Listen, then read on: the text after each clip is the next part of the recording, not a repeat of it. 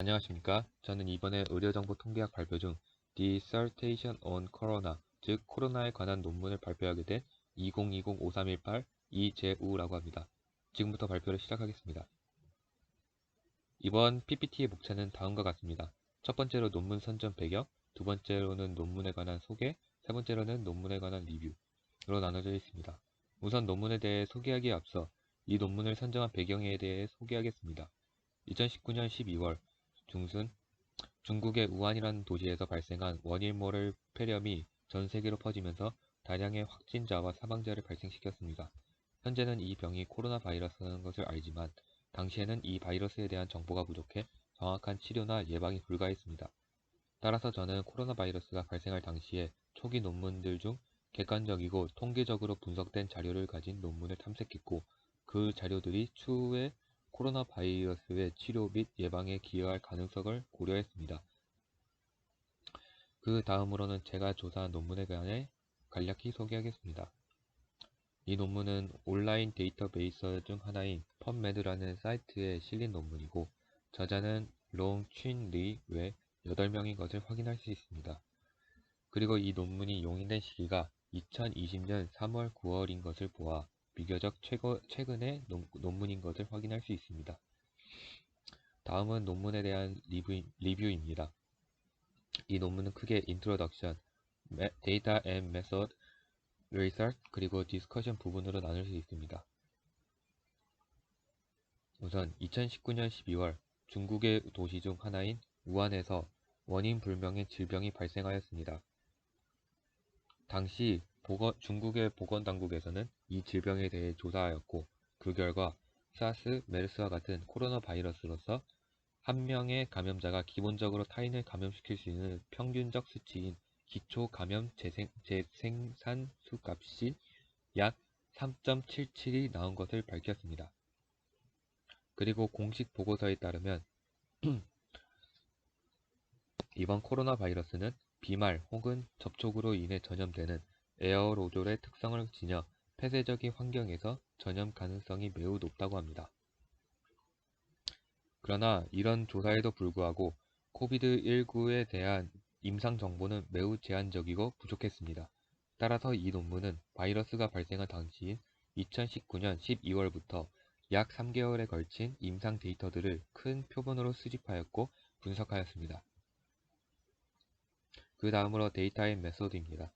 우선 이 논문에서는 코로나의 임상 데이터를 수집하기 위해서 화면에 나온 펍메드 외에 엠베스, 웹 오브 사이언스 등 다양한 온라인 데이터베이스를 참고하였고, 그곳에서 임상적 특성, 퇴원율, 사망률과 같은 종합적인 체계적 문헌 검색을 실시해 모든 사례 연구를 파악하였습니다. 수집한 자료들은 2명의 조사관에 의해 추출되고 평가되었는데요. 이때 추출되고 평가된 객관적 자료들은 모두 엑셀을 통하여 기록되고 저장되고 분석되었습니다. 이 표를 보시면 논문들을 평가하기 위해 다음 8가지의 기준점을 가지고 점수를 매겨 각 논문들을 평가했던 것을 알 수 있습니다. 추출된 자료들을 통계적으로 분석하기 위해서는 다양한 방식을 사용했는데요. 임상 증상이나 실험실에서의 연구 결과를 분석하기 위해서는 엑셀을, 싱글 암 메타 아날리시스를 하기 위해서는 스테타라는 인터넷 프로그램을, 혹여나 결과 사이에 통계적 이질성이 있는 경우 이질성의 근원을 결정하기 위해 추가 민감도 분석을 실시하였습니다. 마지막으로 퍼널 플롯과 에걸 테스트는 자료들의 출판 편향을 검출하기 위해 사용되었습니다. 이때 출판 편향이란 무엇일까요? 어떤 연구가 긍정적이고 통계적으로 유의미한 결과를 도출했을 때 그 연구가 더 쉽게 출간되는 경향이 있습니다. 따라서 실제 효과가 과대 추정되어 있거나 실제 효과를 대표하지 못할 수도 있는데, 이런 현상을 바로 출판 편향이라고 부릅니다. 따라서 이 편향을 막기 위해 퍼널 플롯과 에걸 테스트를 사용하는데요. 우선 퍼널 플롯이란 표본의 크기와 효과 크기의 관계를 보여주는 그래프로서 X축에는 효과 크기를, Y축에는 표준 오차로 구성됩니다.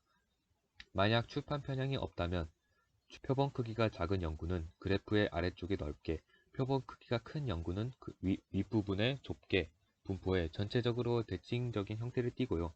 만약 출판 편향이 있다면 아래쪽 부분에 많은 결측 연구들이 존재해 그래프가 전체적으로 비대칭적으로 보입니다.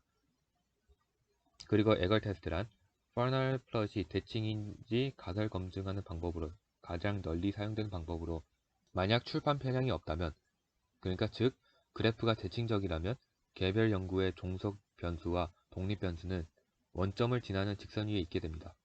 단 여기서 주의해야 할 것은 에걸 테스트는 검정력이 낮기 때문에 실제로 출판 편향이 있는데도 없다고 할 수 있으므로 그 점은 유의해야 합니다. 그 다음으로는 논문의 결과를 살펴보겠습니다.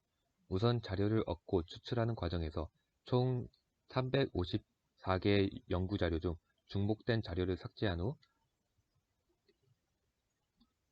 총 231개의 자료가 보존되었습니다. 이어 제목과 요약본 등을 살펴 210개의 기사가 제어되었고, 나머지 21개의 기사 중 11개가 다양한 이유로 삭제되었습니다. 포함된 연구의 특성은 다음 표에 나타나 있습니다.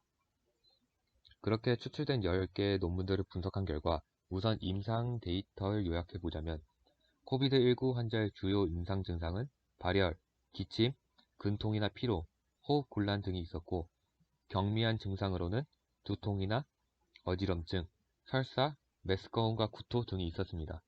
임상 시험 결과 림프구세니아, CRP, 유산소 탈수도 요소 증가, 백혈구세니아가 더 많았고, 전반적인 성과는 호흡기 바이러스 감염과 일치했습니다.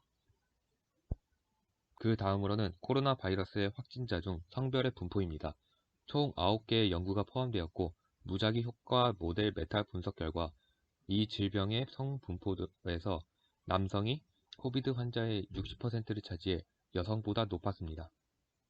민감도 분석은 이러한 메타 분석의 결과를 크게 방해하는 연구가 없다는 것을 보여주었고, 이는 연구가 안정적이었음을 시사합니다. 출판 편향을 시험하기 위해 퍼널 플롯을 그린 결과 오른쪽에 보듯이 출판 편향이 없음을 나타냈습니다. 그 다음으로 볼 것은 코로나의 치사율입니다. 총 8건의 연구가 포함되었으며, 무작위 효과 모델 메타 분석 결과는 코로나19 환자의 치사율이 5%로 과거 사스나 메르스와 비교했을 때 확연히 낮은 치사율을 보이고 있었습니다. 민감도 분석은 이 메타 분석 결과에 영향을 별로 미치지 않는 것으로 보여졌습니다. 그리고 마찬가지로 출판 편향을 테스트하기 위해 퍼널 플롯을 그린 결과 마찬가지로 출판 편향이 없음을 나타냈습니다. 이번에는 치사율과 반대로 코로나의 확진자들의 퇴원율을 살펴보겠습니다. 총 6건의 연구가 포함되었으며, 무작위 효과 모델 메타 분석 결과 환자의 퇴원율은 52%로 나타냈습니다. 민감도 분석은 그 어떤 문헌도 이 결과를 크게 방해하지 않았음을 보여줍니다. 마찬가지로 퍼널 플롯을 그려 출판 편향을 조사한 결과 이 역시 출판 편향이 별로 없음을 나타냈습니다. 마지막으로 이 논문의 논의 부분을 살펴보겠습니다. 우선 이 논문에서 추가로 조사한 자료들에 의하면 복부 증상 환자의 대변 샘플에서 코로나 바이러스가 검출되었다는 것을 보여주어 호흡기 개통을 1차 증상으로 하는 환자에게 큰 관심을 기울이면서도 두통, 현기증, 설사, 거식증, 메스꺼움, 구토증 등의 환자들에게도 더욱 주의를 기울여야 한다는 것을 보여줍니다. 그 다음으로는 바이러스성 폐렴 환자들의 치사율이 기본 질환과 혼합균 감염이 있을 때 증가한다는 사실을 밝혀냈는데, 이는 이 논문의 연구 결과와 일치하는 모습을 보입니다. 추가로 아까의 성별 분포도를 봤을 때 바이러스의 감염에 대한 암컷의 민감도 감소는 선천적, 적응적 면역에 필수적인 역할을 하는 X염색체와 성호르몬으로부터의 보호에 기여할 수 있다는 연구가 있지만, 그것에 대한 확실한 이유는 더 깊이 탐구되어야 한다고 합니다. 이 논문에는 큰 의의가 두 가지 있었습니다. 바로 코로나 바이러스가 발생하고 난 이래로 가장 최근 연구들의 데이터를 반영하고 있다는 점과 조사한 논문들의 결과 대부분은 이질성이 상대적으로 낮았고 민감도 분석 결과도 개별 연구에 영향을 받지 않았으며 출판 편향도 없었다는 특징이 있습니다. 그러나 한계점 또한 존재했는데요. 모든 연구가 사례 연구였고 무작위화된 통제 연구의 데이터는 부족했습니다. 게다가 제공된 데이터는 충분히 포괄적이지 않으며 여러 연구에서 실험실 결과값이 균일하지 않다는 한계점이 있어 관련 지표가 임상적 도움을 제공할지에 대한 여부는 연구가 더 필요하다고 생각합니다. 마지막으로 이것은 논문의 출처와 논문이 인용한 참고 논문들입니다. 저의 발표를 마치겠습니다. 끝까지 들어주셔서 감사합니다.